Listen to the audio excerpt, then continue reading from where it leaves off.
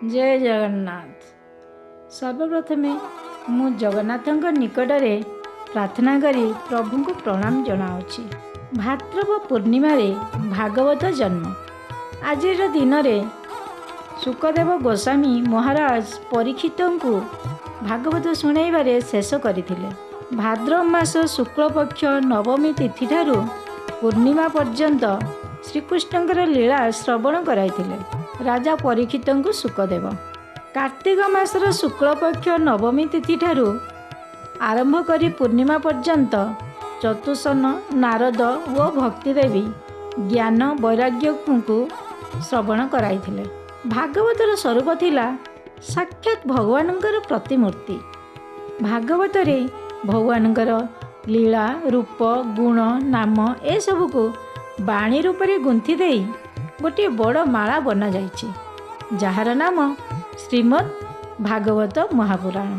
प्रथम स्कंध और द्वितीय स्कंधरे भगवानंकर पादजुगल, तृतीय और चतुर्थ स्कंधरे भगवानंकर उरु प्रदेश, पंचम स्कंधरे भगवानंकर नाभि, षष्ठ स्कंधरे वक्षस्थल, सप्तम और अष्टम बाहुजुगल, नवम स्कंध भगवानंकर कंठ प्रदेश, दशम स्कंध भगवानंकर मुखमंडल, एकादश स्कंध ललाट, द्वादश स्कंध शिर प्रदेश भागवत वर्णना करा जाइछि।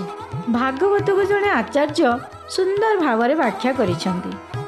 भा अर्थ इत्यर्थ भाति सर्वदेवेषु, ग अर्थ इत्यर्थ गति अस्या औलोकिनी, ब अर्थ इत्यर्थ वरिष्ठ सर्वशास्त्रेषु, त अर्थ इत्यर्थ तरणि ध्ववाम्बुधौ।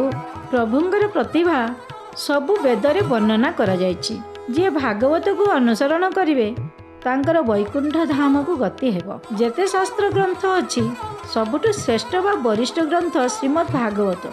नौकार आश्रय नहीं जेपरी जड़े नदी पारि हेब, भागवतर आश्रय नहीं भव संसार पारि होई पारिबा। भागवतरे अन्यान्य कथा जानिया पूर्व मो वीडियो को लाइक और सब्सक्राइब करंतु। विभिन्न धातुरे तैयारी हेबा मूर्ति को प्राण प्रतिष्ठा कले से विग्रह रूप में पूजा पाती।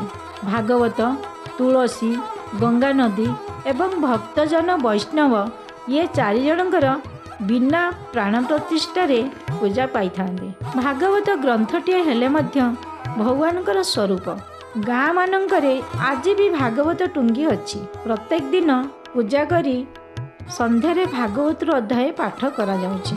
भागवतरे 18,000 श्लोक और 12 स्कंध अच्छी। साधकर हृदय रे काम क्रोध लोभ थिले मध्य जदि भागवत नित्य पढ़िबे ताहले भगवानंकर निकटतर होई पारिबे। अभ्यास कले नीति दिन को दिन बढ़े प्रीति। शुकदेवंक मुख लगी भागवत अधिक रसयुक्त। भगवान ए रस को देले ब्रह्मा को, ब्रह्मा देले नारद को, नारद देले व्यास को, व्यासदेव देले शुकदेव को। गुरु परंपरा क्रम ए रस आसीथिबारु भागवत अधिक रसयुक्त। श्रीमंदिर रे प्रातः समय रे वेद पाठ पढ़ा जाए, संध्या समय रे भागवत पाठ हुए। भागवत को पंचम वेद बोली कहा जाए। फ्रेंड्स, वीडियोटी को लाइक और सब्सक्राइब करी। जय जगन्नाथ।